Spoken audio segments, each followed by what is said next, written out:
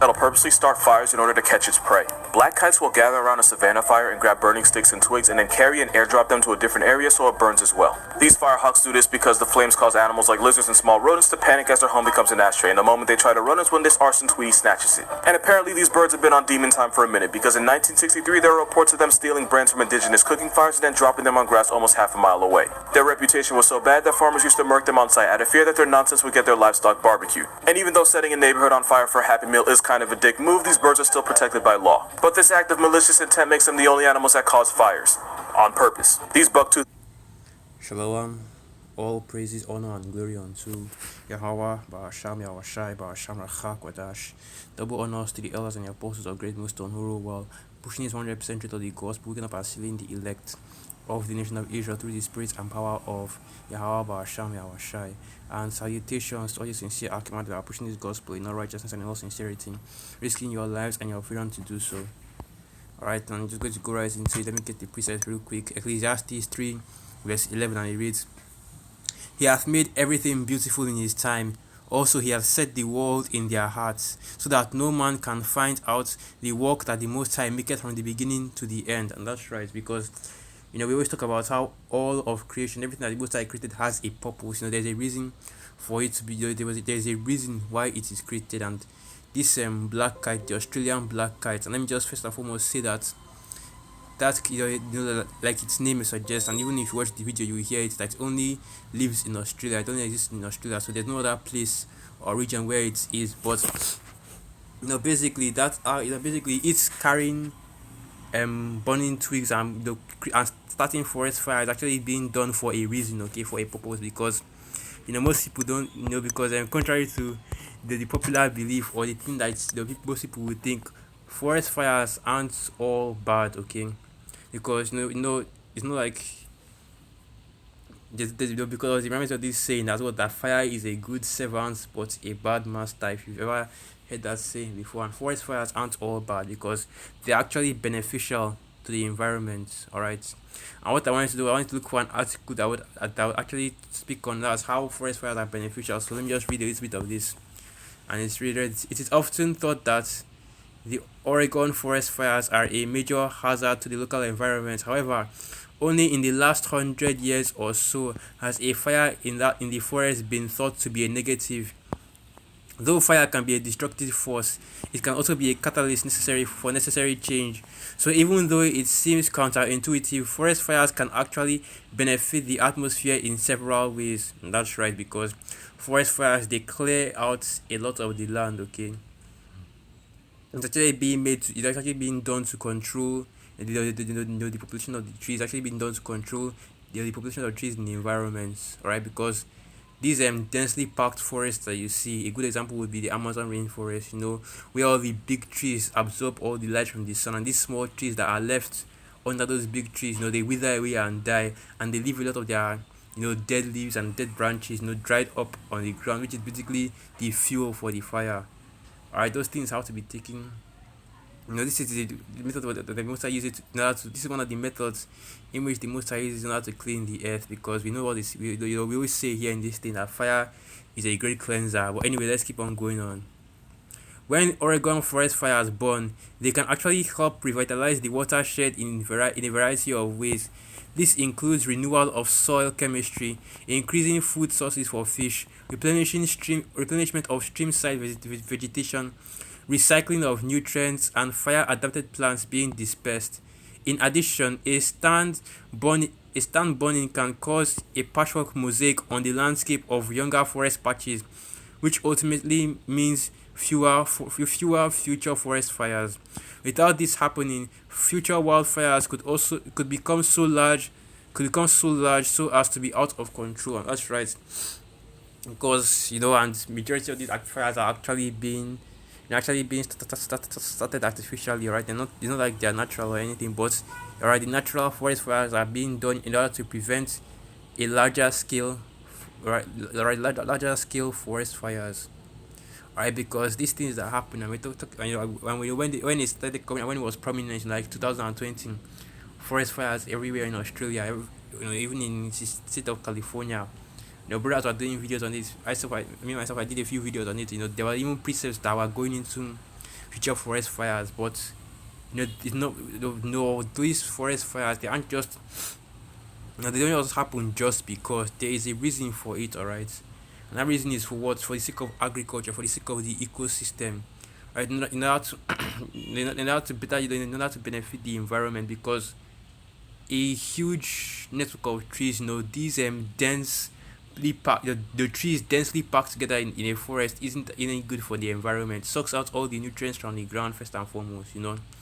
Messes up the growth of others, of newer plants in that environment. And secondly, all right, but the reason why you see so much, the reason why these forest fires have gotten so out of control that they're even burning down houses and communities. Well, aside from the fact that they're not entirely natural, and there might actually be a little bit involvement from in it. Well, this is mainly because he doesn't know, because mainly because what he is messing up the planet. That much is already known. But anyway, continuing on. And it reads, a well-managed burn that is orderly to the point of staying at low or modest temperatures can remove dead and decaying plant materials that have the potential to stoke widespread and deadly forest fires. On the other hand, if temperature below ground is increased only marginally, which is what happens with a controlled lower temperature fire, there is less harm caused to the roots of trees and plants that are buried deep in the soil.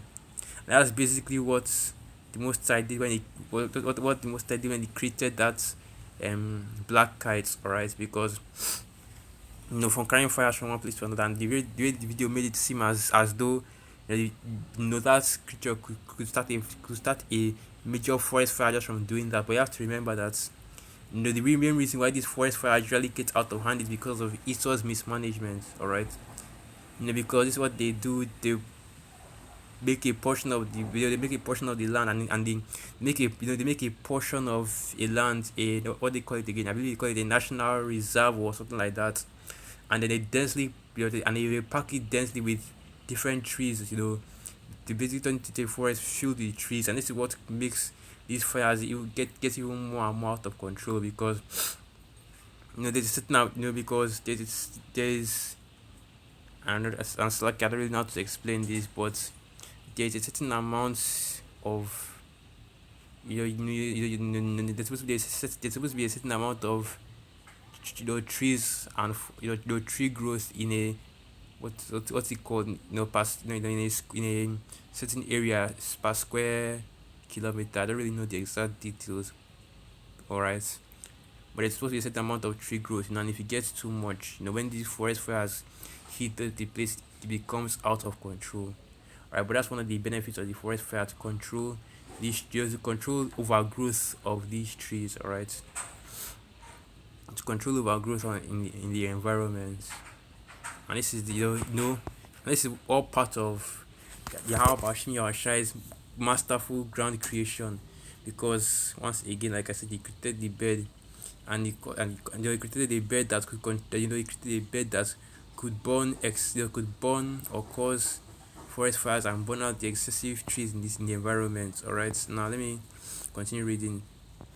And it reads, Oregon fires allow for the renewal of the soil. Of course, this must occur outside of any areas that involve human development, as those areas being damaged would not be beneficial. Plants can be abnormally malleable to the blight of a forest fire, and some are even reliant on fire for their survival. In dry areas where fires occur often, some tree species have developed thick bark, making it conceivable for them to withstand low intensity fires. It's not unusual to see trees in the forest with charred bark, proof of their capacity for enduring and even thriving from deceased competition due to acquiring nutrients made accessible after a fire. Some North American and European pines contain thicker bark and a large crown base that is high up in the canopy, and this is going more into that. So I want to let me just get three. The fact is, most forests need canopy fire to regenerate, because most trees in the forest, including lodgepole pine, pine barrens, and eucalyptus, only produce seeds if there is a fire. So if no human comes along and artificially starts a fire for this purpose, a wildfire in the forest is the next best thing as for producing those seeds. As an example, fireweed is frequently one of the earliest species to import new color to a. Okay, this is on something. This is going into something else again. So let me get number four.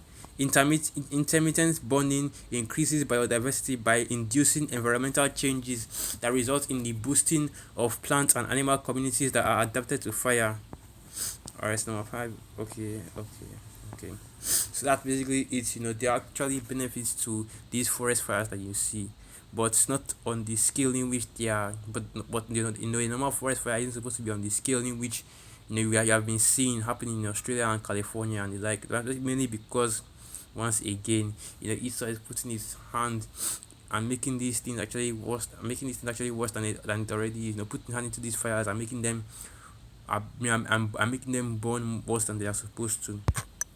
Alright, so let me get this precept next as well. The book of Romans, chapter 1, Romans 1, verse 20, and it reads, "For the invisible things of him from the creation of the world are clearly seen, being understood by things that are made, even his eternal power and Godhead, so that they are without excuse."